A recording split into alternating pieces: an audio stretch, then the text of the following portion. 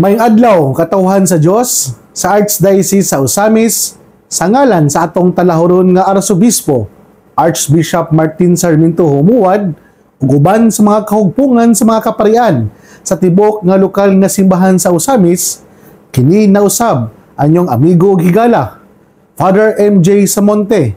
Maghahatod og pamalandong niyo karong adlaw karon nga Huwebes, sulod sa ikakawag-unom nga semana sa ordinaryong panahon, Oktubre 3, 2024. Sa dili pa nato basahon ang atong ebanghelyo karon mga igsoon gud ni Kristo, tugutin ninyo ako nga imbitaron kamo sugod karong adlaw, Oktubre 3, karon ang una novena uban sa mga apostolado sa Birhen sa Kuta o parokyano gikan sa Concepcion Parish, sa Pangdalaga Parish, Balyangaw Parish, o ginubanan sa mga Osamis City government officials and employees, Park and Go Bakery, Gonzales and Jewelry and Pawn Shop, Couples for Christ or CFC, Confradia del Santo Niño de Cebu Osamis Chapter, Philippine Ports Authority or PPA, Global Port Osamis Terminal Incorporated, and Birhen sa Kuta Lectors, Ministry of sa mga kauban sa apostolado sa Birhen sa Kuta. Sila ang atuang sponsor sa unang adlaw sa Birhen sa Kuta or gitawag itong Pangilin sa Payag. So ang atuang Mass Presider karon na unyang hapon na pagasaulugon ang Santos Kamisa, kini panguluhan sa atuang amigo higala na si Reverend Father Edgardo Ponce, Cura Paroko sa Balyangaw, sa Our Lady of Carmel. So, giimbitaran nako ang ato ang mga igsuon na gikan sa Lanao, gikan sa Pagadian, gikan diya sa Iligan, gikan pa sa Dipulog, o gikan pa ganit mo sa Bukidnon, Davao, o asa man mo karon nga nakapaminaw ni ini, anhin mo nakamo sa Osamis City, buduyog ambit kita sa ato ang novena misa sa Pangilin sa Payag na ipanungod nato sa atong mahal na Birhen sa Kuta. So, balik ta sa atong ebanghelyo karon na atong pagakutloon, ang ato ang ebanghelyo sumala ni San Lucas.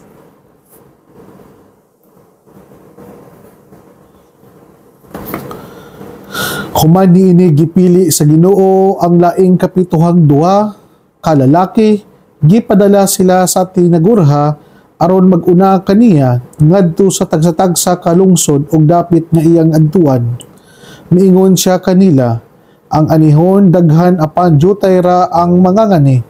Busa pag-ampo kamo sa tag-iya sa anihon aron magdala siya og dugang pang mamumuo nga muadhi niini. Lakaw kamo, nagpadala ako kaninyo nga sama sa mga nating karnero ngadto sa mga lubo. Ayaw pagdala og puntil ni sudlanan sa limos ni sandalias. Ayaw kamo paghunong aron pagpahimamat kag bisan kinsa diha sa dalan. Bisan diin balaya kamo moabot, unahan ninyo pag-ingon. Ang panagdait manaan ninyo kung balaya. Kung didto may nagpuyo nga mahigugmaon sa pagkigdait, ibilin kaniya ang inyong yukbo sa pagkipagdait. Kung wala, bakwia ang inyong yukbo sa pagkipagdait. Pabilin kamo ni adtong balaya, kaon ug inom sa ilang idalit kaninyo kay ang mamumuo angay gayod nga suhulan. Ayaw balinbalhin gikan sa usa ka balay ngadto sa lain. Kung moadto kamo sa usa ka lungsod ug dawaton kamo nila, kaon sa ilang idalit kaninyo. Ayuha ang mga masakiton ni adtong lungsura ug sultihi ang mga tao didto sa hapit na moabot kanila ang paghari sa Dios. Apan kung moadto kamo sa usa ka lungsod ug dili kamo nila dawaton, gula kamo ngadto sa kadalanan ug ingnan ninyo ang mga tao bisan ang abog sa inyong lungsod nga mitapot sa among tiil, among itaktakon batok kaninyo. Apan timani nga hapit na maghari ang Dios, sultihan ko kamo sa adlaw sa paghukom ang Dios mas maluoy pa sa Sodoma kay niadtong lungsura. Mga igsuon, ang ebanghelyo sa Ginoo. Daigon ikaw, Kristo. Ang aking greetings po sa ating mga kapatid na nandyan po ngayon sa San Mateo at kay Rizal. nina Ate Lai Del Mondo, si Ma'am Sara Flores, Ate Bless, Ma'am Pat Ruhas and family, at sa ating mga kaibigan ng mga kaparian na sina Father Rani, Father Verge, Father Lambert Ramos, at si Bishop Buko, at Father Raymond and Father Leo. At sa ating ding mga kaibigan na nakikinig ngayon, sa lahat po ng mga sumusuporta sa atin, nagmamahal at nagdarasal, maraming salamat po sa inyo. At sa lahat po ng ating mga kaibigan na nasa Mars MC po, lalo na sa ating mga pasyente na nakikinig ngayon, hopefully po kahit po kayo po ay nasa puno ng mga kasakitan, kahit po kayo ay nagdudulumhati, palagi niyo pong tandaan, hindi po kayo kinakalimutan ng Diyos. Mahal po kayo ng Diyos. So, mga igsoon ko din ni Kristo, nindot kayo ang ato ang Ebanghelyo karon gikan sa Ebanghelyo ni San Lucas, nga usa ka pahinumdom nga si Jesus gawas sa 12 ka apostoles na iyang gipili, giduwagan niya sa 72 kalain na pod ng mga disipulo na gihimo niyang advance party nga ipadala dadto sa mga dapit na iyang pagkaadtuan o iyang pagasangyawan. So tinagurha nindot kayo no nga sa ato ang paglawig aning kalibutan na pura bitang gipahinumduman kita ni Jesus na nindot yun nga naatay kauban. Kaya usahay manggod mawala ta sa focus, at least natay kauban nga mopahinumdom ka nato og sa iyang pagpahinumdom nga hinukad sa gugma, dili ta ma-offend, dili pud ta masuko, og dili pud ta nga i-take nato siya as personal attack sa tua. Mabitaw kung nakahinumdom mo sa matag parokya kanang sa mga religious life nga nindot kayo ang ilahang pagpahinumdom kanato nga sa matag assignment nila, dili gyud pwede nga usa ra ka buok ang usa ka pari nga ma-assign sa usa ka mission area. Dapat yun either duha or tulo, kay aron kung naamay mga panagbingkil within the community na ay usa ka pacifier nga maoy mo patunga o maoy mo hatag og objective nga pagbalanse sa maong sitwasyon. Nindot po ni nga pahinumdom nga kanabitaw sa tong Ebanghelyo karon nga daghan ang anihon pero jutay ra ang mga ngani. Kinsa man ang mga anihon? Ang mga anihon kaning mga taong nagbugnaw na ang mga pagtuo, mga tao hinahinay na og kanang palayo sa simbahan, kanang mga tao bitaw na hantod karon wala gyapon ning tuo ug wala gyapon nga nag-acknowledge and recognize about the supremacy of God aning kalibutan. Ug kinsa man ning mga ngani kita nga magtotoo dili lang diya sa ngalan kundi sa buhat usab.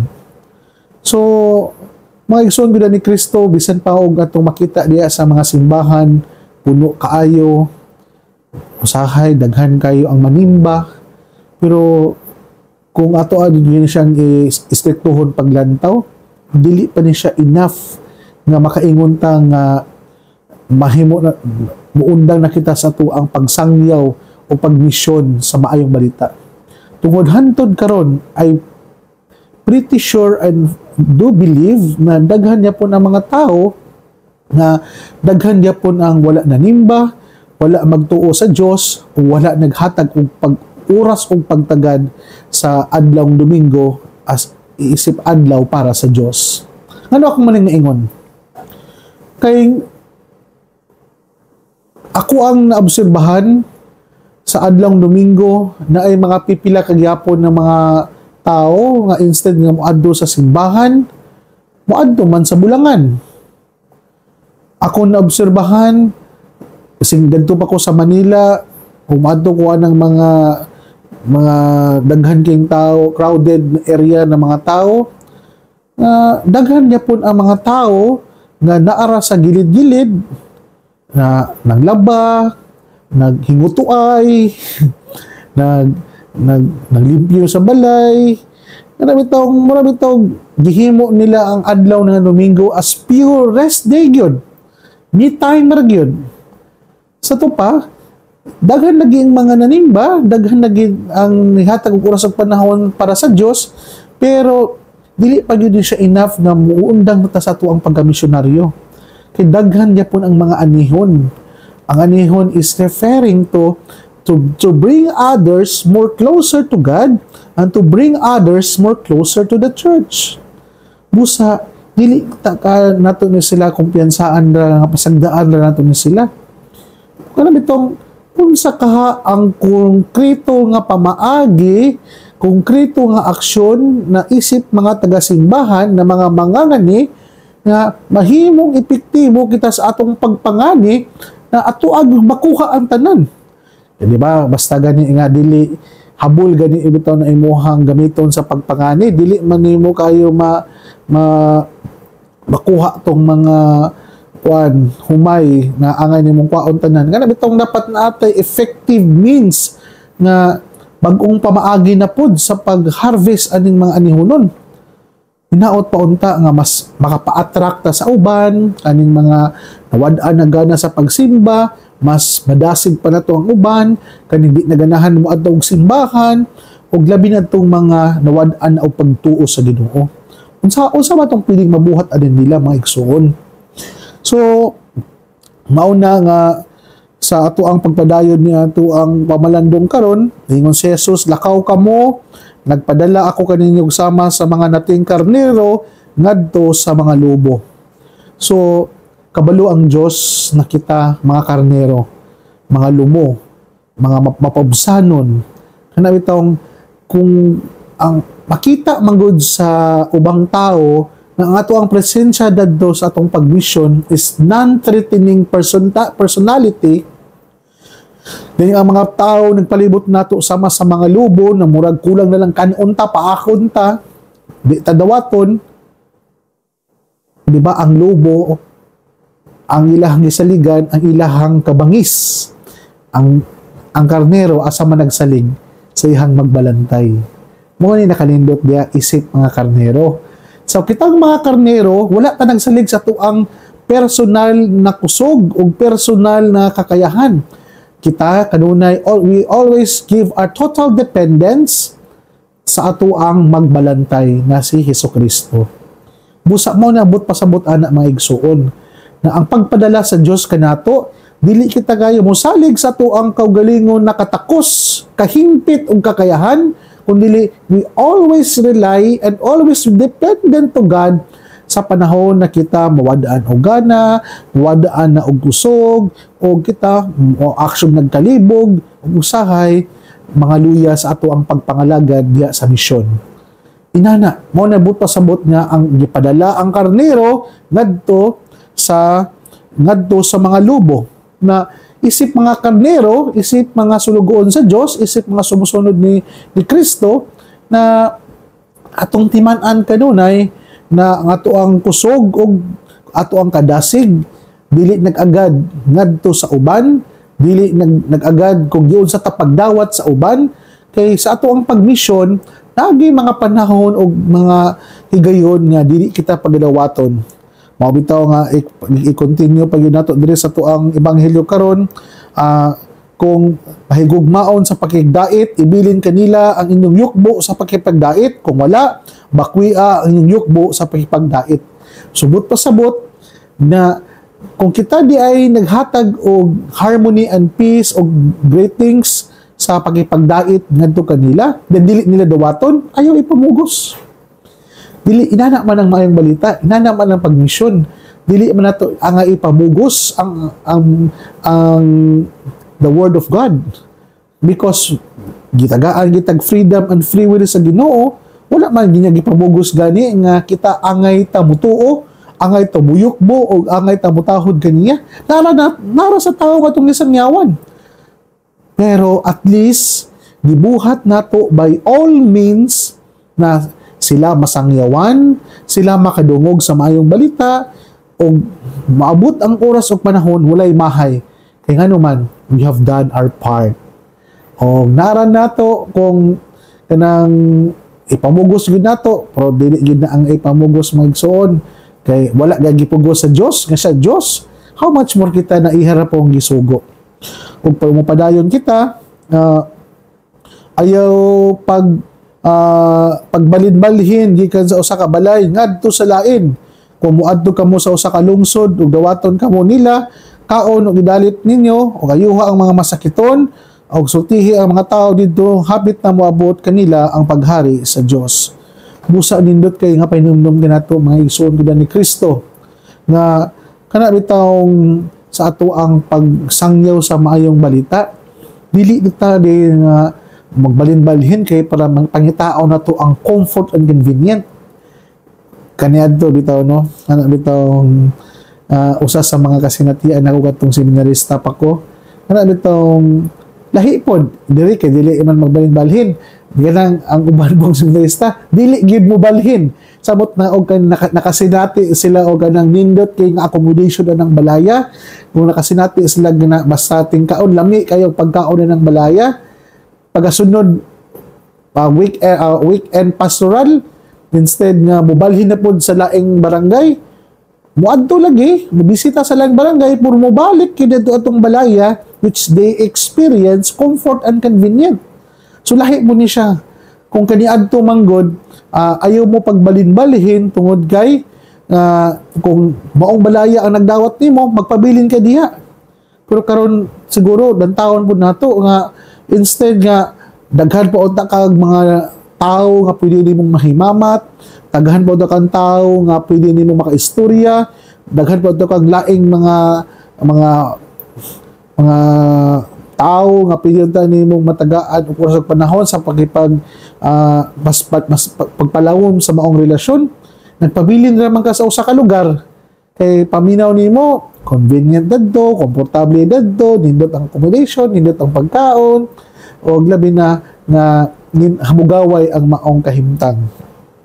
So mga igsoon gyud ni Kristo, giingon pagid dire sa og apan kamo sa usa ka lungsod dili kanila dawaton, bula kamo ngadto sa kadalanan og ingna ang mga tao ang sa mitapot sa among tiil og among taktakon batok kaninyo. Oh, nindot kayo nga pahimangno lagi na kung kita di ay maka-experience og rejection sa maong lugar, ayaw lang kabalaka, always remember na kaning mga butanga dili nimo personal nga trabaho. Kita mga sinugo sa Dios, kitang tanan kitugyanan lang sa maong trabaho ug angay tang mopadayon bisan pa man sa mga kapait ug kapitos ug sa mga pagsalikway kanato. Ug labi na mga igsuon na kana bitong ang kalinaw, ang panagdait o pagminahalay ipabili nato sa maong balay.